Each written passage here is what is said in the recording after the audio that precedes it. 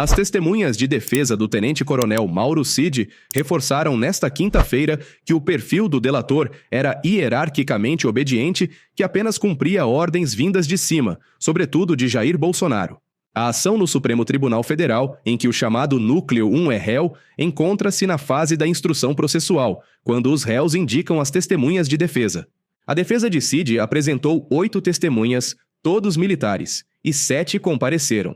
Em um dos depoimentos mais importantes, o general do Exército Edson Ripoli, que era um dos superiores de Mauro Cid, descreveu o ex-ajudante de ordens da presidência como um homem não politizado. Perguntado se Mauro Cid era uma pessoa engajada na política, a testemunha afirmou que o réu, abre aspas, cumpria rigorosamente as missões. As testemunhas de Cid depuseram na sequência da versão apresentada pelo ex-chefe da FAB, ainda nesta quarta-feira, e que complicam ainda mais a vida do ex-presidente. Sobretudo com a fala do brigadeiro Batista Júnior, deputados alinhados ao governo, como Lindbergh Farias e Érica Hilton, dão como certa a prisão do ex-presidente. Atenção! O depoimento de Batista Júnior, ex-comandante da Aeronáutica do governo Bolsonaro, hoje no Supremo Tribunal Federal, foi demolidor. Vai levar definitivamente Bolsonaro para a prisão. Fica aqui no vídeo que vou contar tudo. Teve sim voz de prisão para Bolsonaro por parte de Freire Gomes, ex-comandante do Exército. O ex-chefe da Marinha, Almirante Garnier, ia sim colocar as tropas a favor de Bolsonaro para um golpe. Batista Júnior também confirmou a minuta do golpe. E mais do que isso, Bolsonaro cogitou prender Alexandre de Moraes. Vocês lembram que depois os kits pretos fizeram a Operação Punhal Verde e Amarelo.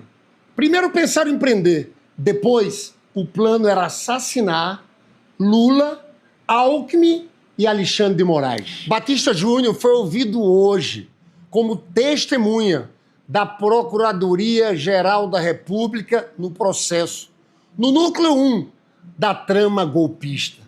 E não acabou por aí, não.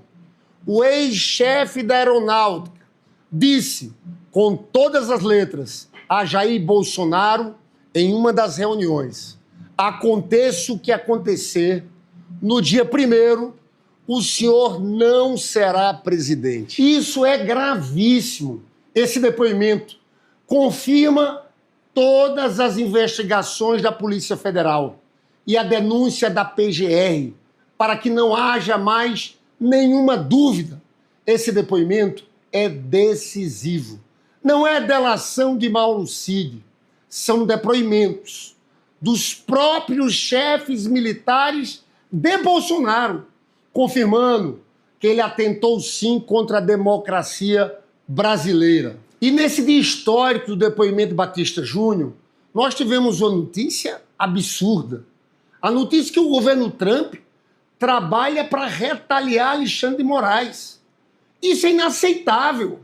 Eles não vão intimidar o Supremo e nem interferir nesse julgamento do Bolsonaro. Vai ser preso.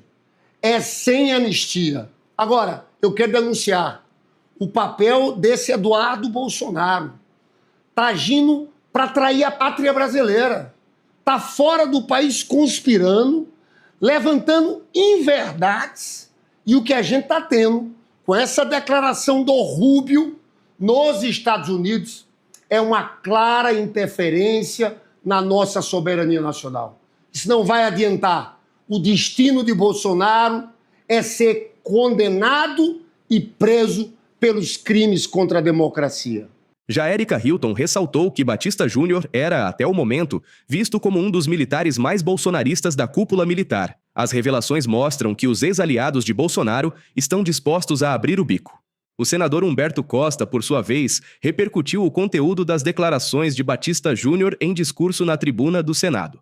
Os depoimentos iniciados no Supremo Tribunal Federal sobre a tentativa de golpe de Estado articulada no subsolo da República para manter Jair Bolsonaro no poder deixam clara a imperiosa necessidade da nossa permanente vigilância. Nenhum dos crimes imputados aos denunciados é na forma tentada. Nós não podemos confundir crime de atentar com tentativa de crime. São coisas diversas. Ontem foi possível ver o general Freire Gomes tentar adoçar os escabrosos eventos que redundaram no 8 de janeiro e o fez contrariando o próprio depoimento que havia dado à Polícia Federal. Tentou preservar aliados, mas não conseguiu apagar os fatos. Alertado pelo ministro Alexandre de Moraes de que, se havia mentido à polícia, teria de admitir e não poderia mentir perante o STF, o general culpou a memória e reviu o erro que poderia lhe custar caro. Confirmou a reunião com Bolsonaro para tratar do uso anômalo e criminoso de dispositivos constitucionais com o fim de que servissem aos espúrios propósitos golpistas. Reiterou que Bolsonaro havia apresentado a minuta golpista para reverter o resultado das eleições legítimas, nas quais o presidente Lula saiu vitorioso pelo voto popular. Se a execução se iniciou e o golpe de Estado não se consumou, o crime é consumado. Porque se o golpe de Estado se consumar, não há crime a ser analisado. Ninguém acreditaria que, se houvesse golpe de Estado, estaríamos aqui a julgar esses fatos. A Constituição de 88 é o nosso escudo. E enquanto esta casa tiver memória e coragem, ela não será rasgada. Pelo Estado de Direito, pela democracia, justiça aos culpados, nenhuma anistia aos golpistas. Já nesta sexta-feira, no último dia de audiências, o episódio de desacato do ex-ministro Aldo Rebelo ao ministro Alexandre de Moraes fechou a semana dos depoimentos. Moraes ameaçou prender Rebelo após acusações de censura durante a audiência. Como a sessão no Supremo Tribunal Federal ocorreu a portas fechadas, não há imagens do incidente. Entretanto, relatos dão conta de que Aldo Rebelo, que era interrogado como uma das testemunhas de Almir Ganier, tomou a reprimenda de Moraes após acusar o ministro de censura. O incidente dividiu opiniões, sobretudo por ter havido excesso no comportamento de ambas as partes.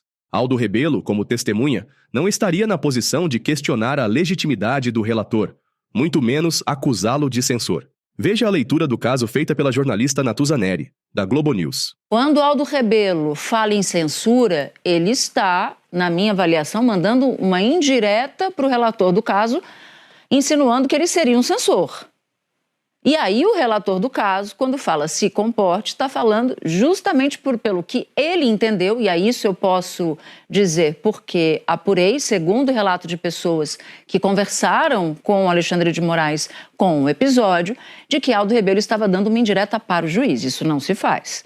Ele pode responder o que ele quiser, ele pode inclusive fazer avaliação da língua portuguesa, mas ele estava dourando a pílula para Ganier.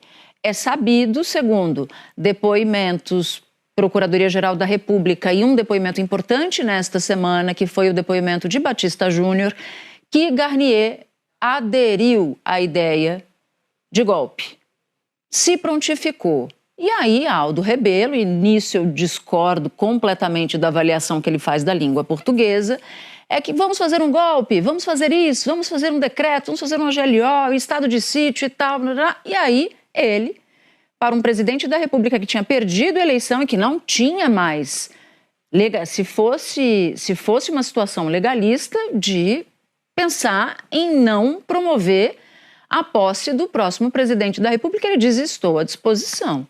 Então, aí eu estou avaliando somente a resposta de Aldo Rebelo.